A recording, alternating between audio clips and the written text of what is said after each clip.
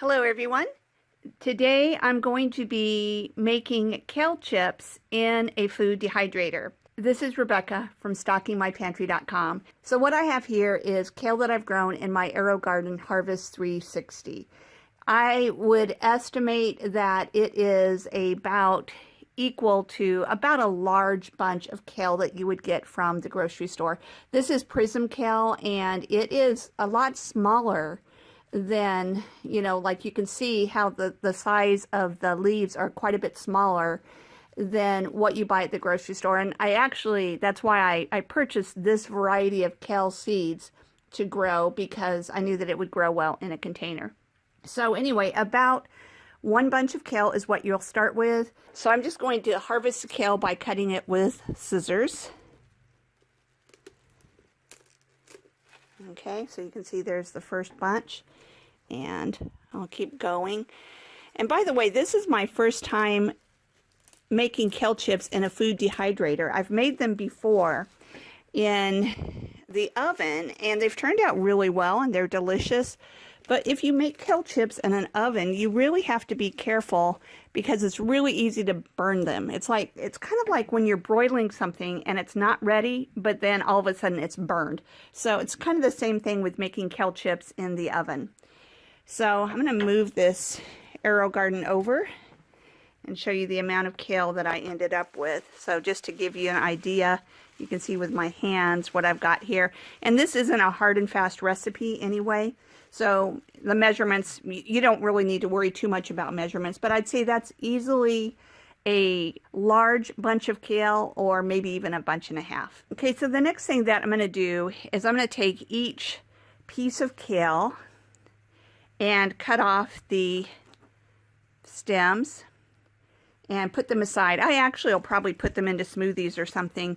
And since these are small, I probably don't need to cut out the rib. But if you're working with kale that you've gotten from the store and it's a lot bigger and a lot thicker, you probably want to cut out that middle part all the way through. So now in this case also, I did not wash these because I've grown them indoors, and I'm not worried about, obviously there's no pesticides, there's not really any dirt or anything like that. If you are making the kale chips from kale that you've bought at the grocery store, then obviously I recommend washing it, but you want to make sure and pat it dry really well. You don't want any moisture left on there, or they won't work right. Now in this case, you can see that I went ahead and I cut off the center part because it was a little thicker. So I'm just playing that by ear, because that part will not dehydrate well. If I try to make the kale chips with that in the center, that part won't become crisp. So if I have any thick parts, I'm going to cut them out. So I'm going to go ahead and keep working on this, and then I'll bring you back when I have this part done. Okay, so here is what was left after I cut off all of the leaves. So you can see there's quite a bit, and there's little teeny bits of leaves and everything. I'm not going to worry about that. The good news is it's not going to go to waste. I make a green smoothies for my family every morning for breakfast, and I will use these in tomorrow's smoothie. And just so you know, the stems of kale are actually very nutritious. And so it's up to you. You can toss them if you want. You can put them in your compost. I'm going to use them in the smoothies, and so none of it will go to waste.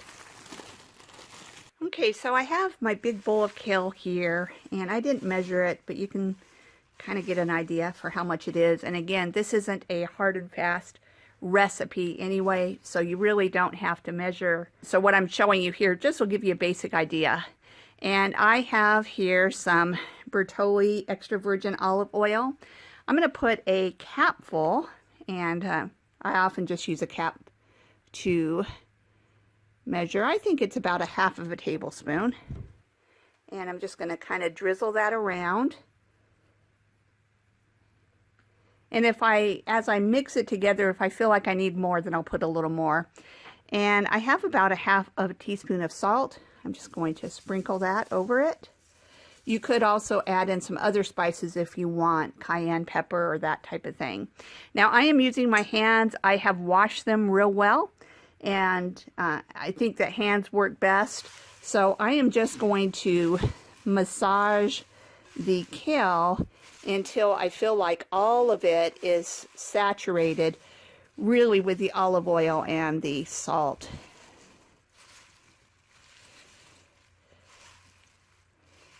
And it's, you know, it's hard to tell precisely, but I feel like this has a decent amount of oil on it.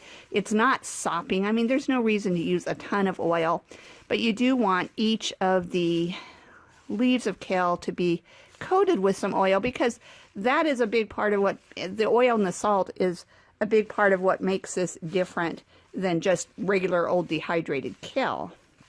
Because remember, we're going for kale chips here. All right, I feel like that is mixed up real well. And the next step is going to be to put it on the dehydrator trays. Okay, now I have two dehydrators. I have a Cosori and a Nesco. And generally speaking, when I dehydrate kale and spinach, I use my Nesco. And the reason is because stuff gets really heaped up and it just doesn't slide well. The trays don't slide well into the dehydrator. But I thought that since today I am not doing a ton and I'm not going to have multiple layers, or, you know, I'm not going to have it heaped up on top of each other. I'm putting it on the tray with some distance. I'm going to go ahead and use my Cosori, but really whatever dehydrator you have will work. You could do this in the oven, but like I said, I've kind of had mixed results with kale chips in the oven simply because it's so easy to burn them and you have to be really careful. And that's why I'm kind of excited about this experiment with making them in the dehydrator rather than in the oven. So we'll see how it goes. All right, so I don't want to, you can have stuff touching, you definitely don't want it overlapping at all. Okay, so that's probably about as full as I want this tray. I'm going to go ahead and fill up. I have two more trays for my Cosori that have this mesh liner. I decided to use the mesh because the metal can get hot and I don't want to burn any of the kale or kind of scorch it from the tray getting hot, the metal getting hot. So that's why I wanted to use the mesh. Also, as the kale dehydrates, it's going to kind of shrink up and I just find it better to use the mesh tray. All right, so I've got two more trays and hopefully that'll be enough. So I'm going to go ahead and slide this one into my dehydrator. And I'll bring you over to the dehydrator in a minute, but I'm just kind of sliding the tray in there. Now we'll do the next one. And I'm going to stop the camera because there's no reason for you to watch that part. I'll bring it back when I'm going to start the dehydrator and we'll talk about that process. So I filled up all three of the trays that I have the mesh liner for, and I still have this much kale. Looks like about another tray's worth. So I am going to just put it on this this tray that has the fruit leather tray on it. And I don't think it'll dehydrate as well. I may need to leave that in longer, or when I take the other chips out, I may end up transferring them to one of the trays that has the screen. But you know, it's fine. Think about it. If you were doing this in the oven, you would probably be doing it on a cookie sheet, and so this should work okay. All right, so I ended up with that, the 6 small bunches of kale that I had in my Arrow Garden, which I'm thinking was a bunch and a half of kale. I ended up with 4 trays of full trays, but everything kind of spread apart. Okay, let me slide that in. Okay, so you can see that I have the 4 trays in my Cosori dehydrator. I do want to show you how close to the top some of the pieces are, so you can see why sometimes I use my Nesco instead of the Cosori for doing kale and this type of thing. But I think that there's enough room. It's going to work out well. It's fine, you know. But anyway, and so I do love my Cosori, but stuff like this that sticks up is a little bit tricky. But anyway, so I've got 4 trays there, and I'm going to start off at 145 degrees. So I'm going to increase it to 145. And I am going to do, the time is going to be 1 hour at 145 degrees. So I've got to go way down here. Okay, to 1 hour, and I'm just going to push start. So it's going to go at 145 degrees for an hour, and then I will bring you back when that timer goes off and it stops, and show you what it looks like at that time. And then at that time, I'm going to reduce the heat down to the temperature down to 115 degrees, and it should take probably about 3 or 4 more hours at that point. But I'll bring you along and show you how things go along the way. I'll be back in an hour. So the kale's been going in the dehydrator at 145 degrees for an hour. I know it's not going to be ready yet, but let's go ahead and take a look and see what it's like. It actually is getting pretty crispy already, so that's pretty cool. All right, but it can stand to crisp up some more. I'm going to actually taste this one and see how it is. That's actually really good. I do want to let it go ahead and let it dry more, but it is way more dry than I expected it would be at this point. So what I'm going to do now is I'm going to reduce the temperature. So I'm pressing temperature here, and it says 145. I'm going to reduce it down to 115 degrees. Whoops, went a little past it. And I was going to do it for up to like 3 hours or so, but I really think it's only going to need an hour.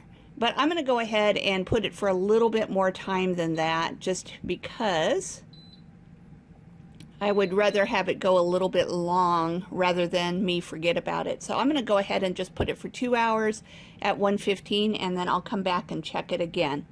So I'll see you in a couple of hours. Okay, you can see that on the timer it still says an hour and 36 minutes left, so it's only been going 25 minutes since I stopped the video last. But since it was so crispy already, I thought that I would go ahead and check it and see how it is, and I might just call it done. So let's open the dehydrator. I apologize for the noise that's in the background since the dehydrator is still running, and it happens to be 107 here today, so the air conditioning's also running. So if you hear noise in the background, my apologies. All right, so one thing I didn't check earlier was the stuff on this fruit leather tray, but you can see, or maybe you can hear, let me just crunch it and hopefully you can hear. It is, and it's crumbly, so it is definitely done.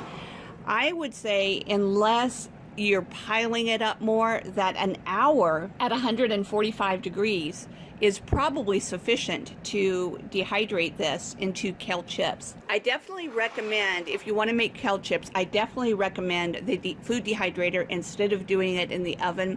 This is delicious. It's never been easier for me to make kale chips because when I make them in the oven, I really have to keep an eye on them, and sometimes just the edges get a little bit darker than you want, and so on. And obviously this is just beautiful the way that it has turned out. So I would consider this a win. This is so delicious. In fact, I will probably grow kale just to make the kale chip because it's a real treat, and I plan to serve this with our lunch today. So anyway, what I'm going to do is I am going to stop the dehydrator. In fact, I'm going to go ahead and stop it now. And what I'm going to do is I'm going to put all of the kale onto a plate, and I'll take a picture and pop that up on the screen just so you can see how much I ended up with dehydrated. You can see it's obviously much smaller than it had been. And I do want to correct one mistake that I made earlier in this video. I said that I was starting with 6 pods in the Arrow Garden of kale, and then I just happened to see that I only did 4 pods. So that probably doesn't mean a whole lot to you unless you use an Arrow Garden as well. But I had 4 pods of prism kale that I grew for about a month to make these kale chips. So anyway, I hope that you enjoyed this video. If you did, I'd appreciate it if you would like the video. And also, if you haven't already done so, if you would subscribe to my YouTube channel. Thank you so much, everyone.